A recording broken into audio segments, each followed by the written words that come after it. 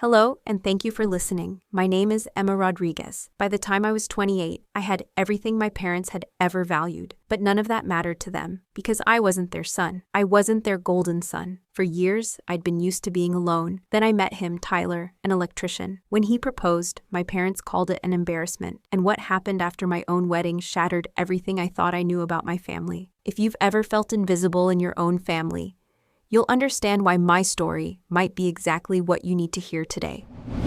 I grew up in what most would call paradise. Our family estate sprawled across 8 acres in Malibu, overlooking the Pacific Ocean. My father, Robert Rodriguez, and my mother, Patricia, built Paradise Bay Resort chain from a single beachfront property into an empire valued at over $180 million. From the outside, we had everything: infinity pools, private beaches, staff quarters, wine cellars, and more luxury than most people could dream of. Inside those perfectly manicured walls was a different story entirely. From my earliest memories, I never felt like I was enough. My younger brother Michael, just 2 years my junior, somehow embodied everything my parents valued. He was naturally charismatic, effortlessly social, and seemed to understand the unspoken rules of high society without trying. "Emma, why can't you network like your brother?" my mother would say during our elaborate charity galas. "Look at how Michael charms Mrs. Thompson. That's how you build connections in this business." I tried. God knows I tried. In high school, I brought home straight A's and a letter from Harvard offering me a full academic scholarship. I proudly placed it on my father's mahogany desk in his home office. "Good job, sweetheart," he said without looking up from his laptop, signing some resort contract. 3 months later, when Michael got into UCLA with average grades, they threw him a celebration party at our Malibu resort, complete with a live band and champagne fountain because he worked so hard and deserves recognition. The pattern continued throughout our teenage years. For my 18th birthday, I received a card with $500 inside and a pat on the shoulder. 6 months later, when Michael turned 18, they surprised him with a brand new Tesla Model S, parked in our circular driveway with a giant red bow. "Your brother needs a car for his social activities," my mother explained when she saw my face. "You're more focused on studying anyway, which is admirable, dear." She was right. I did focus on studying. I found comfort in books and academic achievement rather than the shallow networking events my parents forced us to attend. My achievements continued through college. I graduated summa cum laude from Harvard with a degree in economics and immediately landed a position at Goldman Sachs in San Francisco. My parents attended the graduation ceremony but left during the reception for a critical meeting with investors from Dubai. "We already heard your speech during rehearsal," my father said, checking his Rolex. "And the Dubai investors are considering a partnership for our expansion into international markets." Meanwhile, Michael was celebrating his mediocre UCLA graduation the same weekend with a week-long family vacation to our resort in Hawaii, complete with professional photographers and a feature in California Lifestyle magazine. By the time I turned 25, I had accepted that nothing I did would ever measure up in their eyes. So I stopped trying to please them. I focused on building my own life, my own identity, separate from their world of status and appearances. I rented a beautiful apartment in San Francisco's financial district, furnished it with pieces I chose myself, and built a career where I was respected for my intelligence and work ethic, rather than my family name. Our interactions became less frequent and more superficial. Sunday family dinners at the Malibu estate dwindled to monthly obligations, then to holiday appearances, where I would sit quietly while everyone celebrated Michael's latest achievement: his promotion at Dad's resort company, his engagement to Amanda Whitmore, whose family owned the largest real estate development firm in Southern California. "Emma is doing well," my mother would tell relatives who asked about me. "She has a stable job in finance, very responsible." The subtext was clear: boring, unambitious, disappointing. But I had stopped caring. My worth wasn't determined by their approval anymore. I was 28 years old, financially independent, respected in my field, and finally comfortable in my own skin. And then, on a sweltering Tuesday in July, the air conditioning system in our downtown San Francisco office building failed completely, and Tyler Mitchell walked into my life. I was working late, trying to finish a quarterly report while sweat dripped onto my laptop keyboard. when our building manager announced that an emergency electrician was coming to assess the electrical load before they could fix the AC. An hour later, there was a knock on our office door. I opened it to find a tall man with kind green eyes and the most genuine smile I'd seen in months. He was wearing work boots, jeans, and a navy blue polo shirt with Mitchell Electrical Services embroidered on the chest. His hands were calloused but clean, and he carried a large toolbox that looked like it had seen years of honest work. "Hi there, I'm Tyler. Heard you folks are melting in here," he said, his voice warm and reassuring with just a hint of a California surfer accent. Despite our office crisis, I found myself noticing how his eyes crinkled when he smiled, how his presence immediately made the stifling room feel less oppressive. Tyler assessed the situation quickly and professionally, checking electrical panels and load capacities with an efficiency that spoke of real expertise. As he worked, we started talking. He wasn't what I expected from an emergency electrician. He was articulate, thoughtful, and surprisingly well-read. "So what do you do when you're not slowly cooking in overheated office buildings?" he asked as he tested voltage levels with some complex-looking equipment. I told him about my work in financial consulting, and instead of his eyes glazing over like most people's did, he asked intelligent questions about market volatility and economic indicators. Somehow our conversation shifted to books, and I discovered he was currently reading the same biography of Nikola Tesla I had just finished. Tesla was brilliant, but he was also obsessed with the idea that electricity could change everything, Tyler said, carefully reconnecting some wires. Turns out he was right, just took longer than he expected. By the time he finished restoring power and getting our AC running again 3 hours later, I felt like I'd met someone truly special. When he handed me his business card and said, "Call me if you have any more electrical emergencies," or, if you want to continue our conversation about 19th century inventors over coffee, I found myself smiling in a way I hadn't in years. Our first official date was the following Saturday. We met at a small coffee shop in the Mission District, halfway between our neighborhoods. What was supposed to be a quick coffee turned into a 5-hour conversation that flowed effortlessly from books to travel to our dreams and fears. Tyler was unlike anyone I'd ever dated. He was completely present, genuinely interested in my thoughts, and refreshingly authentic. Over the next few months, we went on simple but meaningful dates. We explored used bookstores, visited art galleries, took long walks along the Golden Gate Bridge, and cooked dinner together in my apartment.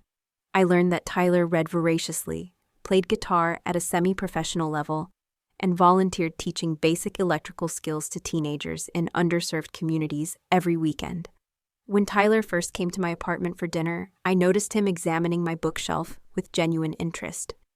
"You have incredible taste," he said, pulling out a volume on behavioral economics that most people wouldn't recognize.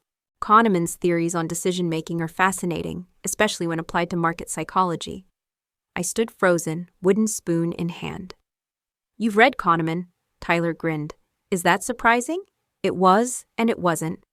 By then I knew Tyler was intelligent and curious, but his knowledge was deeper and broader than I'd expected from someone in his profession. That night, as we talked until 3 a.m. about everything from renewable energy to Renaissance art, I realized I was falling in love with him. After 4 months of dating, I decided it was time to introduce Tyler to my family. We were having one of our obligatory monthly dinners at the Malibu estate, and though I was nervous, I hoped my parents would see what I saw in him. His kindness, intelligence, and genuine character. I was devastatingly wrong.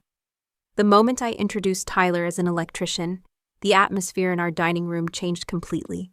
My father's smile became fixed and artificial, like he'd just tasted something unpleasant. My mother's eyebrows rose almost imperceptibly before she composed her features into a mask of forced politeness. "How interesting," she said, her voice dripping with condescension. "And how exactly did you two meet?" When I explained about the office electrical emergency, my mother and father exchanged a look that spoke volumes.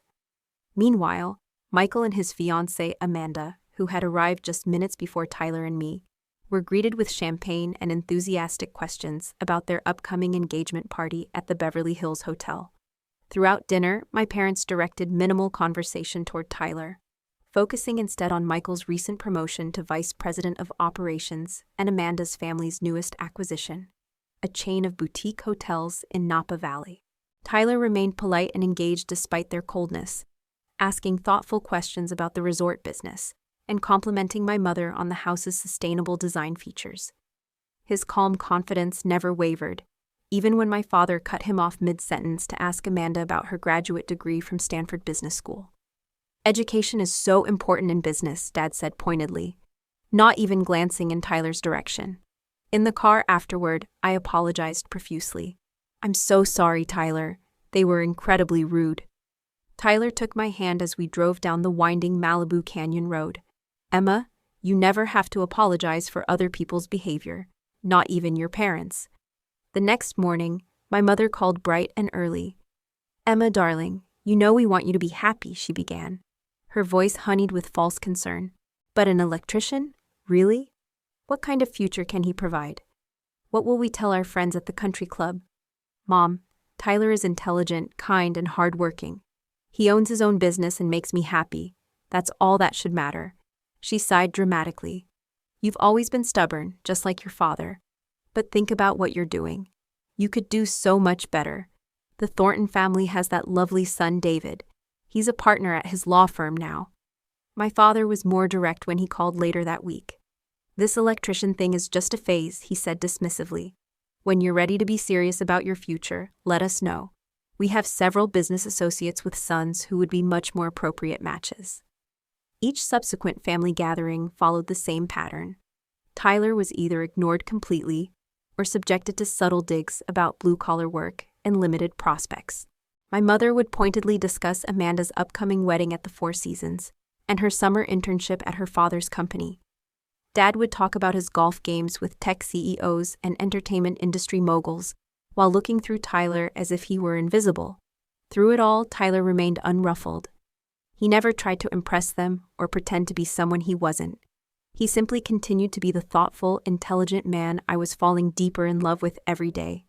6 months into our relationship, my parents organized a weekend at our family's Lake Tahoe resort to celebrate the engagement of Michael and Amanda. Against my better judgment, I agreed to bring Tyler. The weekend was a parade of microaggressions disguised as hospitality. My mother accidentally set only 7 places at an 8-person table. My father discussed investment strategies with the other guests, deliberately using insider jargon and private equity references that excluded Tyler. Michael and Amanda openly discussed which European cities had the best luxury shopping, with pointed remarks about the importance of maintaining certain standards. That night, as Tyler and I walked along the lakeshore under a canopy of stars, I finally broke down. "I'm so sorry they're horrible to you. I don't understand why they can't see how amazing you are." Tyler pulled me close, his arms strong and reassuring. "They see me exactly as they want to see me, Emma. It has nothing to do with who I actually am." There was something in his voice that made me look up at his face in the moonlight. "What do you mean?" Tyler smiled mysteriously, a hint of mischief in his green eyes. "I have something to show you when we get back to the city, something I think might surprise you." The following weekend, Tyler invited me to his apartment in Oakland for the first time. He lived in a converted warehouse in the Arts District, and his space was nothing like I expected. It was spacious and bright, with floor-to-ceiling windows and shelves lined with everything from classic literature to advanced engineering textbooks. While Tyler prepared dinner in his surprisingly sophisticated kitchen, I wandered around examining his belongings. On his desk, I noticed several technical journals and detailed sketches of what looked like complex electrical systems, but with components I didn't recognize. Solar panels, battery arrays, smart grid connections. It all seemed far beyond typical electrical work. "Finding anything interesting?" Tyler asked, coming up behind me with 2 glasses of wine. "These diagrams," I said, pointing to the sketches. "They look incredibly advanced for standard electrical work." Tyler smiled, and I caught a hint of nervousness in his expression that I'd never seen before. "That's because they're not standard electrical work. They're designs for a smart solar energy system I've been developing." He set down the wine glasses and pulled out a chair for me, his movements careful and deliberate. "I haven't been completely honest with you, Emma. Or rather, I haven't told you the whole story." My heart raced as Tyler took a deep breath, running his hand through his dark hair. I didn't start out as an electrician. I have a master's degree in electrical engineering from MIT. I worked for 6 years at Tesla as a senior systems engineer, developing battery storage technology for their solar division. I stared at him, trying to process this information. You're an engineer, but why are you working as an electrician? Tyler smiled ruefully. The short version? Burnout and purpose. I was designing components for massive corporate installations, working 80-hour weeks, and feeling increasingly disconnected from any real human impact. When my father had a heart attack 3 years ago, I took a leave of absence to help him with his electrical business. He leaned forward, his eyes lighting up with passion. And something unexpected happened. I discovered I loved the hands-on work. I loved solving immediate problems for real people. I loved not being chained to a conference room or a computer screen all day. Tyler stood and walked to a cabinet, pulling out a thick folder. But I never stopped being an engineer. For the past 2.5 years, he explained, he'd been developing something called the Solar Smart System. It was a residential smart energy solution that could reduce household electricity costs by up to 70% while feeding excess energy back into the grid during peak demand periods. I've been testing prototypes in some of my electrical clients' homes, Tyler continued, handing me the folder filled with patents, technical specifications, and test results. Refining the design based on real-world use, building a customer base who can serve as references. I looked up from the papers, stunned. Tyler, this is incredible, but why keep it a secret? He sat back down, taking my hands in his. I wanted to prove the concept worked before seeking investors, and honestly, he paused, meeting my eyes with complete sincerity. I've enjoyed being underestimated. People see electrician and make assumptions. They don't see the MIT graduate or the potential entrepreneur. His expression grew more serious, including your parents. I wanted them to accept me for who I am as a person, not what I've accomplished professionally or how much money I might make. I didn't want to play into their value system that judges people based on credentials and bank accounts. Tears welled in my eyes as I understood what he was saying. Unlike my parents, I had fallen in love with Tyler for exactly who he was. His character, his values, his way of treating people with respect, regardless of their status. He had wanted to know that my feelings were genuine, not influenced by impressive resumes or financial prospects. I secured 3 patents last month, Tyler continued, and I'm in final negotiations with 2 venture capital firms interested in funding mass production. One of them is Kleiner Perkins. They want to invest $12 million for a 40% stake. 2 weeks later, Tyler took me to Half Moon Bay, where we'd had one of our most memorable dates watching the sunset from the cliffs. As we walked along the beach where elephant seals basked in the late afternoon sun, he suddenly stopped and turned to me. Emma, meeting you changed everything for me, he said, his voice thick with emotion. You saw me for who I really am, not what I do, or what I own, or what my business card says. You loved me without conditions or expectations. He knelt down on one knee in the sand, pulling a small velvet box from his jacket pocket. I want to spend my life with someone who values character over credentials, kindness over status, and love over appearances. Will you marry me? The ring was simple but perfect, a sapphire surrounded by small diamonds that caught the golden light of the setting sun. Later, Tyler told me he had designed it himself and had it custom made by a local artisan jeweler. Yes, I said through tears of joy, my voice barely audible over the sound of the waves. Yes, I will marry you. That night, as we celebrated with champagne at a little seafood restaurant overlooking the harbor, I asked Tyler if we should tell my parents about his background before the wedding. He thought for a moment, swirling his wine thoughtfully. I think we should give them one more chance to accept us for who we are, he said finally. If they can't support our marriage without knowing about my education or business prospects, then maybe they don't deserve to know. I agreed, hoping against hope that my parents would finally see beyond their narrow definitions of success and worth. We'll have a simple wedding, I said, reaching across the table to squeeze his hand. Something that reflects us, not what others expect. Tyler smiled, bringing my hand to his lips. Perfect, just like you. The day after our engagement, I called my parents to share the news. My mother answered on the second ring, her voice bright and energetic from her morning Pilates class. Hello, darling. How are you? I was just telling your father we should plan a trip to the new Aspen resort location. I'm wonderful, Mom. Actually, I have exciting news. Tyler proposed last night, and I said yes. The silence on the other end lasted so long I thought the call had dropped. Mom, are you there? Yes, I'm here, she finally said. Her voice noticeably colder than it had been seconds before. That's quite a surprise. Have you really thought this through, Emma? No congratulations, no excitement, no joy for her daughter's happiness, just immediate doubt and disapproval. Yes, Mom, I've thought it through. I love Tyler, and we want to build a life together. Well, she said with a heavy sigh, I suppose you need to make your own decisions. Your father and I just want what's best for you. The implication was crystal clear. Tyler wasn't what they considered best for me. Before I could respond, my mother quickly changed the subject. Oh, did I tell you Michael and Amanda set a date? They're planning a Christmas wedding at the Beverly Hills Hotel. Isn't that wonderful? The Whitmore family is flying in their event planner from New York, the same one who did Chelsea Clinton's wedding. My sister-in-law-to-be and my brother had been engaged for only 2 months, but their engagement warranted celebration and elaborate planning, while mine warranted concern and subject changes. That's great, Mom. I'm happy for them. You should call Michael. He's so excited. Amanda's ring is absolutely stunning. 4 carats from Tiffany's, and the setting is a family heirloom from her great-grandmother. I ended the call feeling deflated. What should have been one of the happiest moments of my life had been dismissed and overshadowed in less than 5 minutes. Over the next few weeks, the contrast in how our respective engagements were treated became increasingly obvious and painful. My parents immediately began planning an elaborate engagement party for Michael and Amanda at the Beverly Hills Country Club.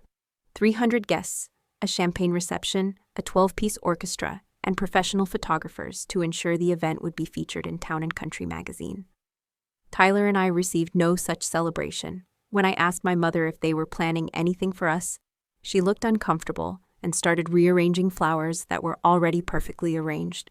Well, darling, we thought you might prefer something more low-key, given Tyler's situation. Tyler's situation being that he was an electrician, at least as far as they knew. Actually, Mom, a celebration would be nice. Nothing extravagant, just family and close friends. She patted my hand in that condescending way I remembered from childhood. Let me talk to your father. Our schedule is quite full with Michael's wedding planning, and the resort's holiday season is our busiest time of year. Unsurprisingly, that conversation never led anywhere. Instead, every family gathering became centered around Michael's upcoming nuptials. Sunday dinners at the Malibu estate transformed into wedding planning sessions, where my mother and Amanda discussed flower arrangements, menu selections, and seating charts, while I sat silently, my own engagement completely ignored. When I mentioned our own wedding plans, my mother would nod distractedly. That's nice, dear. Now, Amanda, what did you decide about the ice sculpture? The most painful moment came during a family dinner in early October. My father stood up with his wine glass, his face beaming with pride. I want to make an announcement, he said, his voice carrying across our formal dining room. Patricia and I have decided to give Michael and Amanda a wedding gift of $400,000. Only the best for our son and his beautiful bride-to-be. I sat frozen, remembering how my parents had reacted when Tyler and I told them we were planning a small ceremony at a vineyard in Napa Valley, followed by a reception at a local restaurant. Well, that sounds economical, my mother had said with a tight smile. I suppose it suits your circumstances. No offer of financial help, no offer to assist with planning, not even an offer to review our guest list or provide suggestions. As Michael's wedding date approached, I was dutifully included in the wedding party as a bridesmaid, but I felt more like hired help than a sister. At the bridal shower, which cost more than our entire wedding budget, my mother introduced me to her friends with barely concealed embarrassment. This is Emma, Michael's sister. She works in finance up in San Francisco and is also engaged. No mention of Tyler's name. No excitement about my upcoming wedding. No pride in my accomplishments. One of my mother's friends, after several glasses of champagne, was less subtle than the others. I heard you're marrying some sort of handyman or maintenance worker. How unconventional of you, dear. The final straw came during Michael's wedding weekend. The rehearsal dinner was held at Spago, Beverly Hills, with a guest list that read like a who's who of Southern California society. As family members gave toasts celebrating the happy couple, my father stood and raised his crystal champagne flute. "Tomorrow my wonderful son marries the woman of his dreams," he began, his voice filled with genuine warmth and pride. A woman with ambition, education, and the right family connections to help Michael succeed in business and in life. "Amanda, you are exactly the kind of daughter-in-law we always hoped for." His eyes briefly met mine across the room before returning to the happy couple. The message couldn't have been clearer. Tyler was exactly the kind of son-in-law they had never wanted. The wedding itself was a spectacle that belonged in a magazine. Michael's ceremony took place at the Beverly Hills Hotel's Crystal Ballroom, with 500 guests witnessing their vows. The reception featured a 30-piece orchestra, a 7-course dinner prepared by a celebrity chef, and a fireworks display that could be seen from Sunset Boulevard. Throughout it all, Tyler remained gracious and supportive, even when well-meaning relatives asked him pointed questions about working with your hands, and whether he had always dreamed of being in electrical work. When Amanda's cousin made a joke about Tyler being the help at their table, Tyler simply smiled and changed the subject to the beautiful floral arrangements. On the drive home to San Francisco after the weekend, I finally broke down completely. "I can't believe they treat you like that. They're supposed to be my family, but they make me feel ashamed for loving you." Tyler reached over and took my hand as we drove through the dark desert. "Emma, I don't care what they think of me. I only care that they're hurting you. But you know what? We don't need their approval or their money or their social connections. Our wedding will be perfect because it will be about us and our love, not about impressing people who don't really matter." I wiped my tears and nodded, squeezing his strong hand. "You're absolutely right, and I can't wait to marry you, whether my parents approve or not." 3 weeks later, I called my parents to formally invite them to our wedding, which was scheduled for the first Saturday in December at a small vineyard in Napa Valley. My father answered, his voice distracted and impatient. "Emma, I'm heading into a conference call with the Tokyo investors. Can this wait?" "It'll just take a minute, Dad. I wanted to officially invite you and Mom to our wedding. It's Saturday, December 7th, at Sunset Ridge Vineyard in St. Helena. The ceremony starts at 4 o'clock. His sigh was audible through the phone. "December 7th, let me check my calendar." I heard papers shuffling and keyboard clicking. "We have the Children's Hospital Charity Gala that evening. It's been on our calendar for months, and I'm receiving a humanitarian award. The ceremony is at 4, Dad. The gala doesn't start until 7. You could attend both." Another sigh, longer this time. "I'll talk to your mother and see what we can do. These investor meetings are critical for our expansion plans." He never called back. When I tried again a week later, my mother made vague excuses about scheduling conflicts and promised they would try their best to work something out. As our wedding day approached, I held onto a sliver of hope that they would show up, that they would finally put their love for me above their social prejudices and narrow-minded judgments. Despite everything, they were still my parents, and I desperately wanted them to be part of the most important day of my life. The night before the wedding, I made one final call. "Mom, I just wanted to confirm that you and Dad will be there tomorrow." "Oh, Emma," she said, her voice dripping with artificial regret. "Your father has that crucial meeting with the development partners from Singapore. We really can't miss it. The entire Pacific expansion depends on this deal." The lie was so transparent it was almost insulting. "There's no meeting, Mom. You just can't stand the thought of watching your daughter marry an electrician." "Don't be dramatic, Emma. We simply have prior commitments that we cannot break." "Fine," I said, my voice hollow with resignation. "If you change your minds, you know where we'll be." I hung up and felt a strange calm replace the hurt. I had given them every chance, extended every invitation, hoped for every possibility of acceptance. They had made their choice, and now I would make mine. My wedding day dawned clear and crisp, with that perfect December light that makes everything look like a fairy tale. Tyler and I had chosen Sunset Ridge Vineyard, not for its prestige, but for its natural beauty. Rolling hills covered in dormant grapevines, ancient oak trees, and a stone pavilion that overlooked the entire Napa Valley. We had planned everything ourselves, from the simple white roses and eucalyptus arrangements to the acoustic guitarist who would play during the ceremony. It wasn't extravagant, but it was exactly what we wanted. Intimate, meaningful, and focused on what really mattered, our commitment to each other. As my best friend Sarah helped me into my dress, a simple ivory gown with delicate lace sleeves that I'd found at a boutique in Sausalito, I tried not to think about the 2 empty seats in the front row where my parents should have been sitting. "You look absolutely beautiful," Sarah said, adjusting my veil with gentle hands. "Are you okay?" I nodded, forcing a smile. "I'm marrying the love of my life today. That's all that matters." But as the clock ticked closer to 4 o'clock, I found myself glancing repeatedly at my phone, hoping for a message saying they were running late but on their way. Nothing came. At 3:45, I couldn't help myself. I called my mother's cell phone.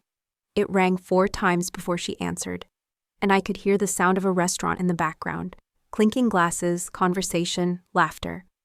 "Emma, what is it?" "We're having lunch at Nobu with the Yamamoto family to discuss the Tokyo partnership." "Mom, my wedding starts in 15 minutes. Are you and Dad coming?" There was a pause, and then my mother's voice, cold and detached as ice. "Emma, we've been through this. Your father and I have other commitments today." "But it's my wedding day," I whispered, tears threatening to spill down my cheeks. "And it was your choice to marry him," she said, her voice dripping with disdain. "This wedding is an embarrassment to our family name, Emma. We won't be part of this humiliation." The line went dead. I stared at the phone in my hand, her words echoing in my head. Not just disappointment, not just disapproval, active embarrassment, as if my choice to marry for love rather than social status was somehow a reflection of their failure as parents. I sat down heavily in the bridal suite's antique chair, tears now flowing freely. Sarah rushed to my side, her face filled with concern. "They're not coming," I managed between sobs. "They're too embarrassed to watch me marry an electrician." Sarah hugged me tightly, her own eyes filling with tears of anger on my behalf. "Then they don't deserve to be here. Today is about you and Tyler, not about their narrow-minded prejudices." There was a gentle knock at the door, and Tyler's voice called softly, "Emma, is everything okay?" Traditionally, the groom shouldn't see the bride before the ceremony, but at that moment I needed him more than I needed tradition. "Come in," I called. Tyler entered, looking incredibly handsome in his charcoal gray suit. When he saw my tears, he was immediately at my side, kneeling before me and taking my hands in his strong, calloused ones. "What happened, sweetheart?" Through tears, I explained my parents' final rejection, their cruel words about embarrassment and humiliation. Tyler listened, his expression moving from concern to anger to fierce determination. "Emma, look at me," he said gently, cupping my face in his hands. "Your parents have made their choice, and it's their loss. They will miss seeing their amazing daughter marry someone who loves her completely and unconditionally. They will miss the beginning of our life together, and someday they will regret it deeply." He wiped a tear from my cheek with his thumb. "But today isn't about them. It's about us, about the life we're choosing to build together, about the family we're creating. So the question is, do you still want to marry me today, with or without your parents' blessing?" Looking into his green eyes, filled with nothing but love and certainty, I found my answer. "Yes, more than anything in the world." Tyler smiled, the smile that had first captured my heart in that overheated office building. "Then let's not give them the power to ruin the most beautiful day of our lives." He was absolutely right. I had spent too many years seeking my parents' approval, measuring my worth by their standards, allowing their judgment to define my happiness. Today marked the beginning of a new chapter, one where I defined success and joy on my own terms. "Sarah, can you help fix my makeup?" I said, standing up with renewed determination. "I have a wedding to get to." As I prepared to walk down the aisle, my Uncle David, my father's brother and the only family member who had always treated me with unconditional love, approached me quietly. "Your father called me this morning," he said, his voice gentle but firm. "He told me they wouldn't be coming and asked if I would check on you to make sure you were making the right decision." I braced myself for more disappointment, but Uncle David surprised me. "I told him he was making the biggest mistake of his life," he continued, offering me his arm. "And then I asked if you'd do me the honor of letting me walk you down the aisle." Fresh tears filled my eyes, but this time they were tears of gratitude and joy. "I would love that, Uncle David." "Your Tyler is a good man," he said, as we took our positions at the back of the pavilion. "Anyone who takes 5 minutes to actually talk to him can see that. Your parents' loss is going to be profound." The ceremony was everything I had hoped for. Tyler's eyes when he saw me walking down the aisle, accompanied by my uncle instead of my father. The personal vows we had written, promising to support each other's dreams and build a partnership based on mutual respect and genuine love. The intimate gathering of friends who truly cared about us, who celebrated our union with authentic joy rather than social obligation. During our first dance as husband and wife, I realized something profound. I felt lighter and freer than I had in years. The weight of constantly trying to earn my parents' approval had finally lifted from my shoulders. "No regrets," Tyler whispered as he held me close, swaying to the gentle music under the string lights we had hung from the oak trees. I looked up at him, at the man who loved me for exactly who I was, who had never tried to change me or make me feel inadequate. Not a single one. Later that evening, as our guests mingled and danced under the stars, something unexpected happened. A man in a suit approached Tyler, introducing himself as Marcus Chen from TechCrunch. Apparently, he had heard about Tyler's solar smart system through venture capital circles and wanted to do a feature story about innovative clean energy startups. "Would you mind if I filmed a quick interview?" Marcus asked. "This kind of grassroots innovation is exactly what our readers want to hear about." Tyler looked at me questioningly, and I nodded encouragingly. As Marcus set up his camera equipment near the vineyard's stone wall, with the twinkling lights of the valley spread out behind them, I realized this was the perfect moment to document Tyler's achievement. The interview lasted about 20 minutes. Marcus asked thoughtful questions about Tyler's background, his transition from corporate engineering to entrepreneurship, and his vision for residential solar technology. Tyler spoke passionately about democratizing clean energy, making sustainable power accessible to middle-class families, and his journey from MIT to Tesla to starting his own company. "So you left a senior position at Tesla to become an electrician?" Marcus asked, clearly intrigued by the unconventional career path. "I left Tesla to reconnect with the human side of energy," Tyler replied, his eyes lighting up. "Working directly with homeowners, understanding their real needs, testing my prototypes in actual family homes. That's where real innovation happens. Not in corporate boardrooms, but in people's living rooms." As the interview wrapped up, Marcus mentioned that the article would be featured in TechCrunch's Innovators to Watch series, with additional coverage planned for when Tyler's Series A funding was officially announced. I pulled out my phone and recorded the final few minutes of the interview, capturing Tyler as he explained his vision for the future of residential energy. In the background, you could see our wedding reception, the vineyard setting, and the banner our friends had surprised us with that read, "Congratulations, Tyler and Emma Wilson." When Marcus packed up his equipment and left, I looked at the video on my phone. There was my husband, brilliant, articulate, passionate about his work, being interviewed by one of the most respected tech journalists in Silicon Valley, on our wedding day, at the reception my parents had deemed embarrassing. Without hesitation, I sent the video to both my parents' phones with a simple message. "Thought you might like to see a clip from the wedding you missed. Love, Emma." Then I turned off my phone, took my husband's hand, and walked back to our reception to celebrate with the people who truly mattered. Our honeymoon was perfect in its simplicity. We drove up the coast to a small bed and breakfast in Mendocino, where we spent 5 days walking on secluded beaches, exploring redwood forests, and talking about our dreams for the future. Tyler shared more details about his business plans, the venture capital meetings, the patent applications, his vision for scaling Solar Smart nationally. It was on the 3rd day of our honeymoon, while I was reading on the inn's front porch overlooking the Pacific, that Tyler received the call that would change everything. "Emma," he called, bursting through the screen door with his phone still pressed to his ear. His face was lit up with pure excitement. "It's official. Kleiner Perkins is investing $15 million in Solar Smart. We're going to full production and national rollout within 18 months. I threw my arms around him, nearly knocking over my coffee in the process. "Tyler, that's incredible. I'm so proud of you." He spun me around on the porch, both of us laughing with joy. "I couldn't have done this without you," he said, setting me down and cupping my face in his hands. Having someone who believed in me, in the real me, not some polished corporate version, made all the difference.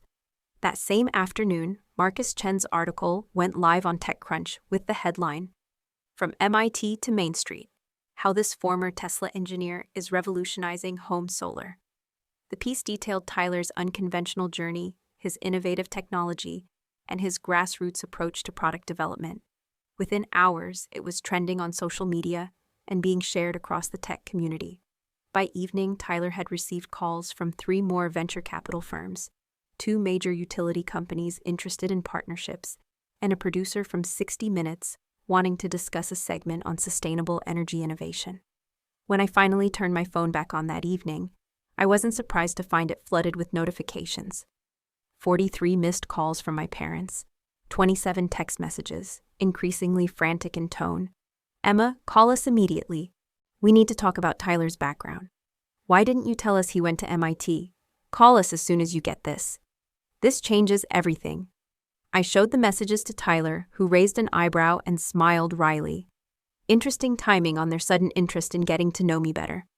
I nodded, feeling a complex mix of emotions. Part of me wanted to ignore them completely. Another part wanted to call and unleash years of pent-up hurt and anger. But the largest part of me simply felt sad. Sad that it took external validation and media coverage for them to see Tyler's worth. "What do you want to do?" Tyler asked, wrapping his arms around me as we sat on the inn's porch swing. I thought for a moment, watching the sun set over the ocean. "Nothing, for now. We're on our honeymoon. They can wait." We enjoyed the rest of our time in Mendocino, deliberately putting thoughts of my parents aside and focusing on planning our new life together. We talked about buying a house, maybe starting a family in a few years, and how Tyler's success might allow us to travel and experience the world together. We returned to San Francisco the following Sunday, refreshed and happy, ready to begin our married life. Monday morning brought a new wave of media attention. Forbes had picked up the TechCrunch story and was planning their own feature on Tyler for their 30 Under 30 energy list. The Wall Street Journal wanted to interview him about the residential solar market, and he had been invited to speak at the upcoming Clean Energy Summit in Las Vegas. Monday evening also brought a new wave of calls and messages from my parents. My mother's text had evolved from frantic to pleading. "Please call us. We'd like to take you and Tyler to dinner. We made a terrible mistake. We want to make amends. Your father wants to discuss some business opportunities with Tyler." I finally texted back. "We're very busy with work and getting settled after the honeymoon. We'll call when we have time." Her response was immediate. "We could come to you, tonight if possible. It's important." I showed Tyler the message exchange. "What do you think? Are you ready for round 2 with the Rodriguez family?" Tyler considered this, swirling his wine thoughtfully. "I think we should hear what they have to say, but this time, on our terms, in our space. Home field advantage." We agreed to have my parents over to our apartment the following evening. I spent Tuesday alternating between work and anxiety, unsure how to feel about their sudden change of heart. Was this genuine remorse or just opportunistic networking, now that they understood Tyler's potential value to their business and social standing? At precisely 7 o'clock, the doorbell rang. My parents stood in our hallway looking immaculate as always, but there was an unfamiliar nervousness in their posture. My mother clutched an expensive gift bag from Tiffany & Co., while my father held a bottle of champagne that probably cost more than our monthly rent. "Emma, darling," my mother said, moving to embrace me. I accepted the hug stiffly, then stepped back to stand beside Tyler. "Please come in," I said formally, as if they were business associates rather than family.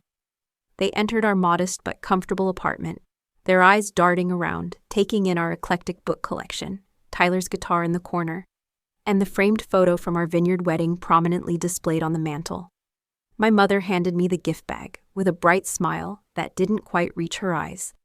"A belated wedding present," she said. "We felt terrible about missing the ceremony." I set the bag aside without opening it, not yet ready for whatever expensive gesture they thought might fix months of rejection and cruelty. "Would you like something to drink?" I asked, falling back on basic hospitality. The awkward small talk continued through wine and cheese in our living room. My parents commented on the weather, asked vague questions about our honeymoon, and studiously avoided any mention of the wedding they had refused to attend or their previous treatment of Tyler. Finally, my father cleared his throat and set down his wine glass. Tyler, we owe you a significant apology. We made assumptions about you that were clearly incorrect. Tyler nodded politely but said nothing, his expression neutral and unreadable. If we had known about your MIT background and your company, my mother added quickly, we would have approached things very differently. You would have what? I interrupted, unable to contain myself any longer. Treated him with basic human decency? Attended our wedding? Not called it an embarrassment to the family name? My mother had the grace to look uncomfortable, fidgeting with her designer handbag.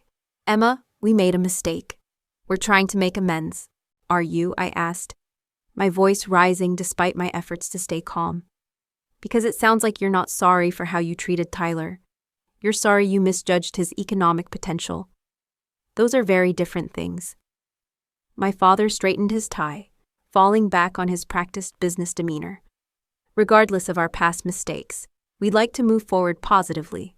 In fact, I've been thinking that Paradise Bay Resort chain could benefit from solar smart technology. Perhaps we could discuss a partnership. Tyler, who had been quietly observing until now, finally spoke. That's an interesting proposal, Robert. But I should mention that Solar Smart just signed an exclusive development deal for sustainable resort technology with the Marriott International Group. We'll be outfitting their entire luxury collection with our systems over the next 3 years. My father's face went pale. Marriott was Paradise Bay's biggest competitor in the luxury resort market, and an exclusive partnership with innovative solar technology would give them a significant competitive advantage. That's unexpected, my father managed, his voice tight. I wasn't aware your company had diversified into hospitality partnerships. Tyler smiled mildly, completely at ease. We're primarily focused on residential applications, but our investors saw an opportunity to showcase our technology in high-profile commercial installations. Marriott's sustainability initiatives aligned perfectly with our mission. My mother looked between Tyler and my father, clearly trying to assess the business implications and her husband's obvious distress. Well, perhaps that's even more reason for our families to work together, she suggested with forced brightness. Combine our expertise, share resources. I had heard enough. Is that why you're here? Because you think Tyler can now benefit your business? Of course not, my mother protested, but her voice lacked conviction. We're here because you're our daughter, and we missed your wedding, and we want to be part of your lives. You missed our wedding because you chose to miss it, I said quietly, my voice steady despite the emotion building inside me. You were embarrassed by my choice of husband based solely on his profession. You made me feel like I wasn't worthy of the same love and support you gave Michael. And now that you've discovered Tyler has credentials and success that you respect, suddenly you want to make things right. My father shifted uncomfortably in his chair. Emma, business and family are complicated. Sometimes they overlap in ways that create misunderstandings. No, Dad, I said firmly. This isn't complicated. This is actually very simple. You and Mom value status, money, and appearances over character, happiness, and love. You always have. I just finally stopped expecting anything different. My mother's eyes filled with tears. Whether genuine or strategic, I couldn't tell. Emma, please, we love you. We made a terrible mistake, and we want to make it right. Tyler reached for my hand, offering silent support. I squeezed his fingers, drawing strength from his presence. I think, I said carefully, that we all need some time. Tyler and I are building our life together based on mutual respect, honesty, and unconditional support. If you want to be part of that life, you'll need to demonstrate that you understand and share those values. My parents exchanged glances, clearly not having expected this response. What does that mean exactly? My father asked. It means this isn't a business negotiation, Tyler said quietly, but firmly. You can't fix 28 years of conditional love with expensive gifts or strategic partnerships. It means you need to earn back Emma's trust by showing genuine change in how you treat people. All people, not just the ones who can benefit you professionally. My parents left shortly afterward, subdued and uncertain. As I closed the door behind them, I felt a curious mixture of sadness and strength. Are you okay? Tyler asked, pulling me into a hug. I nodded against his chest. For the first time, I feel like I stood up for myself with them. Without needing their approval afterward, Tyler kissed the top of my head. I'm proud of you, And whatever you decide about your relationship with them going forward, I'll support you completely. That night, lying in bed next to my husband, I realized something important. My parents' rejection had always felt like a judgment of my worth, but now I understood that their behavior reflected their limitations, not mine. I could choose to keep giving them the power to hurt me, or I could choose to define my own value based on the life I was building and the love I both gave and received. The choice was finally clear. In the months that followed, I maintained limited contact with my parents.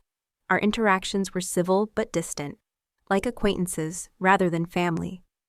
I stopped expecting them to change overnight and instead focused on healing my own wounds with Tyler's support and the help of a therapist who specialized in family dynamics and emotional recovery.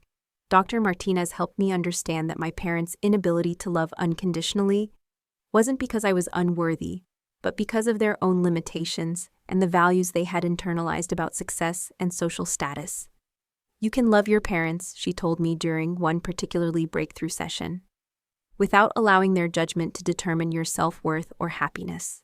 Those words became a mantra as I worked to build healthier boundaries and more realistic expectations. Meanwhile, Tyler's company flourished beyond our wildest dreams. Solar Smart Systems launched their first mass production line of residential energy units, which quickly gained national attention for their effectiveness and affordability. The Marriott partnership became a showcase for sustainable hospitality, with luxury resorts across the country featuring Tyler's innovative technology. My own career advanced significantly as well. I was promoted to senior director at my financial consulting firm, managing a team of 12 analysts and working with high-profile clients to develop sustainable investment portfolios. Tyler and I bought our first house together, a beautiful craftsman bungalow in Berkeley with enough space for the family we hoped to start, and a workshop where Tyler could continue developing new innovations. 8 months after our wedding, we received unexpected news that would test our family's healing process. My brother Michael called late one night, his voice shaking with barely controlled panic. "Emma, I need your help. Everything is falling apart." I sat up in bed immediately, my heart racing. "What happened? Are you okay?" "Amanda and I are getting divorced," he said, and I could hear him crying. But that's not the worst part. Her family's business was a front for a massive money laundering operation. The FBI raided our house yesterday morning. They've seized everything, our cars, our bank accounts, even Amanda's jewelry. My mind raced as I tried to process this information.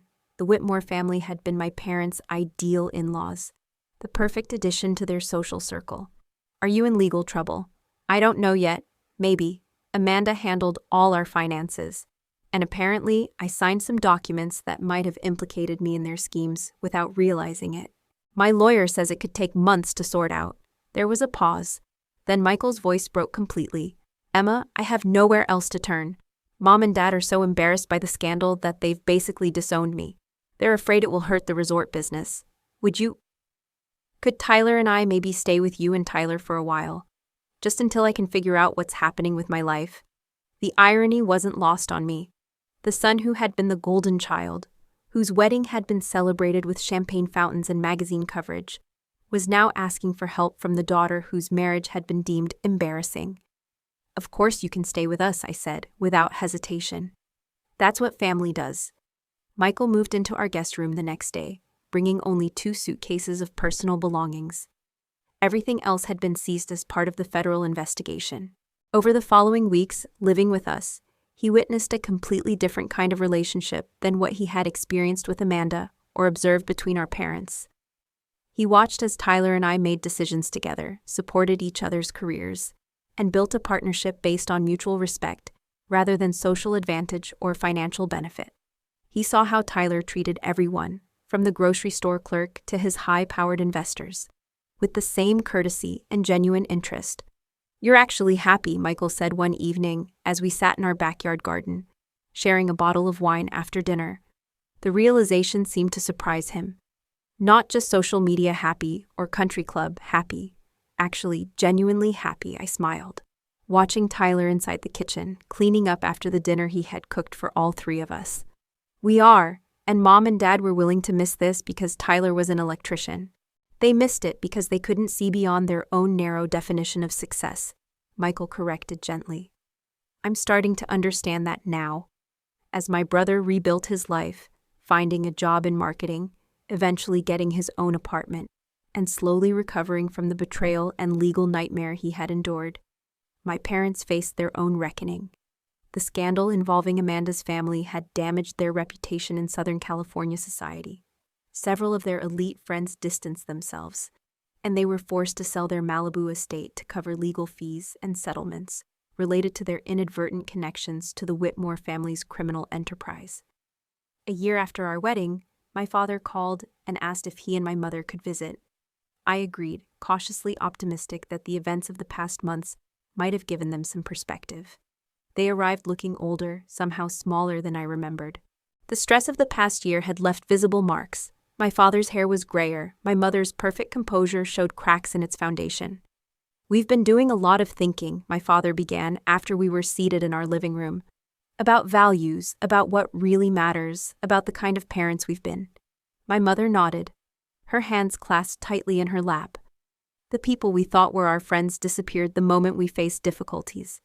The social circle we worked so hard to maintain turned their backs on us without a second thought. But you, my father continued, looking between Tyler and me with what appeared to be genuine remorse, you took in Michael when he had nowhere else to go, even after how poorly we had treated you both. That's what real family does. We were wrong about everything that matters, my mother said quietly, her voice thick with emotion. Wrong about Tyler, wrong about what makes a successful marriage, wrong about what makes a successful life. My father cleared his throat, struggling with words that didn't come naturally to him. We don't expect forgiveness. We know we have a lot to make up for. We just want a chance to do better, to be the parents you deserved all along. I looked at Tyler, who gave me a subtle nod of encouragement. I can't promise that things will go back to normal, I said carefully, because the old normal wasn't healthy for any of us. But we can try to build something new, something better. The road to reconciliation was long and sometimes difficult. There were setbacks and moments when old patterns threatened to resurface, but gradually, painfully, honestly, we began to establish a new kind of relationship, one based on genuine connection rather than expectations and conditional approval. My parents began therapy, both individually and as a couple, working to understand how their own upbringings and experiences had shaped their values and behavior. They developed a genuine appreciation for Tyler, not just for his business success, but for his character and the way he loved me unconditionally. 2 years after our vineyard wedding, when Tyler and I announced we were expecting our first child, my parents' joy was unforced and complete. We want to be grandparents who love unconditionally, my mother said through tears of genuine happiness, the kind of grandparents we should have been as parents. As I look back on our journey now, I realize that what seemed like the worst rejection actually set me free. It forced me to define success and happiness on my own terms, to build relationships based on authentic connection rather than social advantage or family obligation. Tyler and I established a scholarship fund at MIT for students from working-class backgrounds who want to pursue engineering degrees. We named it the Mitchell Family Scholarship, after Tyler's father, who had taught his son that honest work of any kind has dignity and value. My parents found their own path to redemption. They downsized their resort business to focus on sustainable tourism initiatives, working to create vacation experiences that benefit local communities rather than exploit them. They volunteer at a financial literacy nonprofit, helping families recover from economic hardship. Michael found his own way forward as well, starting a nonprofit organization that helps people rebuild their lives after white-collar crime victimization. He married Sarah, my maid of honor, in a simple ceremony on the beach, a celebration focused on love and commitment rather than social spectacle. As for me, I finally understood that my worth was never determined by my parents' approval or social status, or anyone else's definition of success.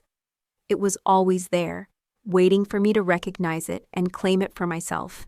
If you've ever felt judged for your choices or measured against someone else's standards, remember this: the people who judge you most harshly are often the ones who understand you least. Live your life according to your own values, not someone else's expectations. True happiness comes from being authentic, from surrounding yourself with people who love you for who you really are. Sometimes the most painful rejections lead to the most beautiful discoveries about yourself and what you're truly capable of when you stop trying to please everyone else. Have you ever had to stand up for your life choices against family pressure? How did you find the courage to choose authenticity over approval? Share your story in the comments below. Your experience might be exactly what someone else needs to hear today. And if this story resonated with you, please hit that like button. Subscribe for more real-life stories of courage and transformation. And share this with someone who might need to hear that they are worthy of love and respect exactly as they are. Thank you for listening to my story. And remember, you don't need anyone's permission to live your best life. The right people will celebrate your authentic choices, and the wrong people will reveal themselves by their inability to accept your happiness. Your worth isn't up for debate. It never was.